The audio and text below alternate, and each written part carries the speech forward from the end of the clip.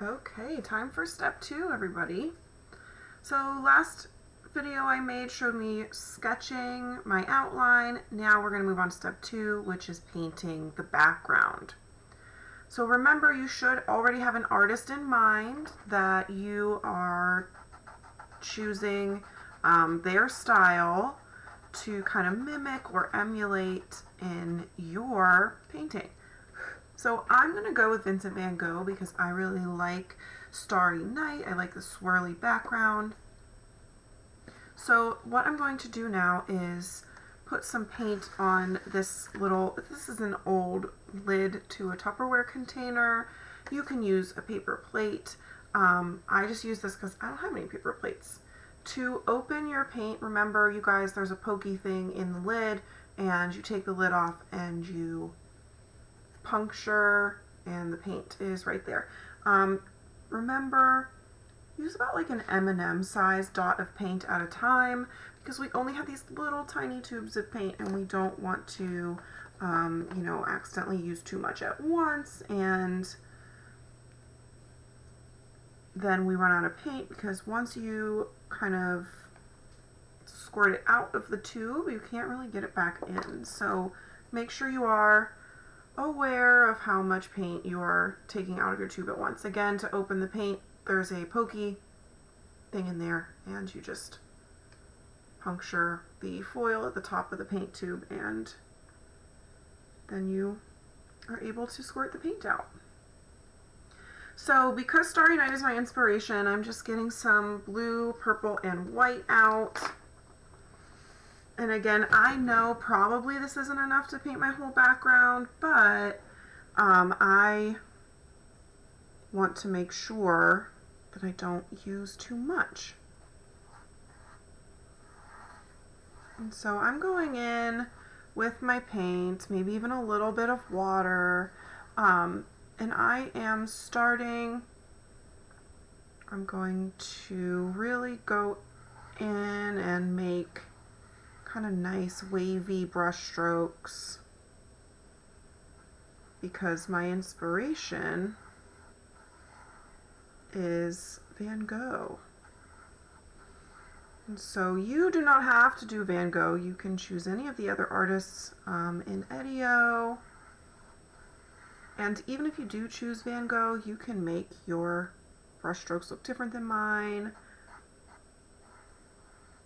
Ooh, that's a nice blue.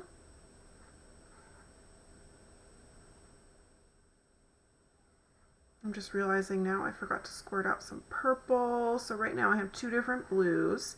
And you can really see the difference here, guys. You have two different blues. One is ultramarine blue, which is this one right here. That's like a little more purple. And then you have, I believe it's called phthalo blue. Let me check.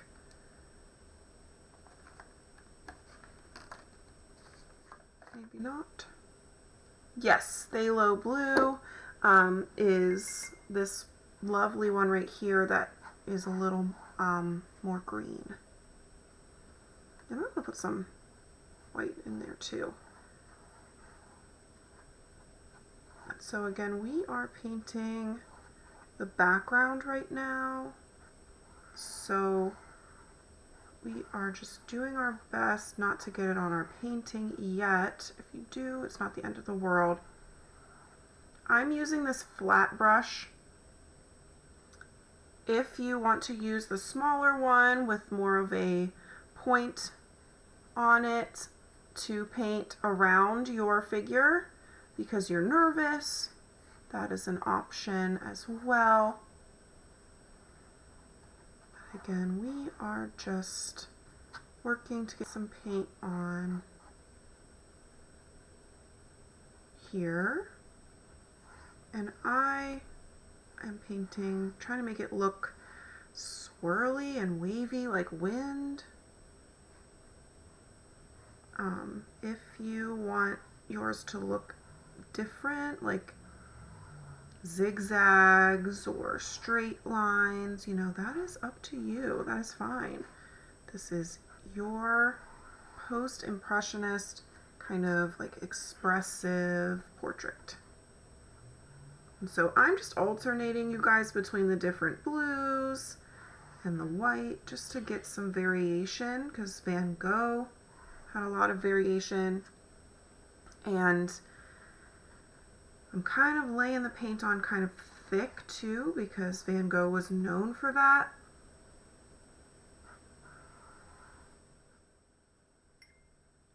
And then I use the water to kind of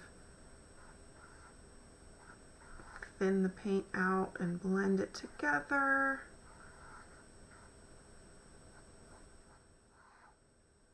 Ooh, that's a pretty color.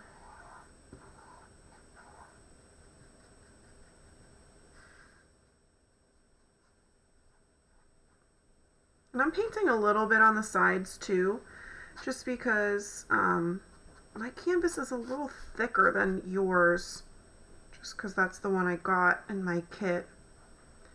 But you don't have to worry about painting on the sides. And again, remember, doing your best to paint around the figure, but you guys, if you happen to get it on your drawing, that's okay. It's not the end of the world. We can paint over it. Especially if it's a lighter blue or a lighter color in the background. I would honestly recommend doing a lighter color. You wouldn't want to do like all black, because black is really hard to cover up. So if your background is a little lighter and you happen to, I don't know, accidentally paint onto your figure, then it's not a big deal, because you can just paint over it. But again, I would advise against having a black background, because it's really hard to cover if you make a mistake. So I would recommend a medium to light background. And just like in my painting, I have a variation of different colors of blue, or shades of blue, I should say. Okay. So my background is mostly done here. I'm just going in with my brush and kind of adding more texture. Make it more directional. And then we are done with step 2, which is painting the background. And at this point, you probably want to let it dry before you start working on painting your figure or the foreground, just because you wouldn't want to accidentally smear any of the paint from the background into the foreground. So at this point, I would recommend letting it dry a little bit before you start on the next step. So again, right now I'm just going in with whatever little bit of paint. Turns out I had the perfect amount.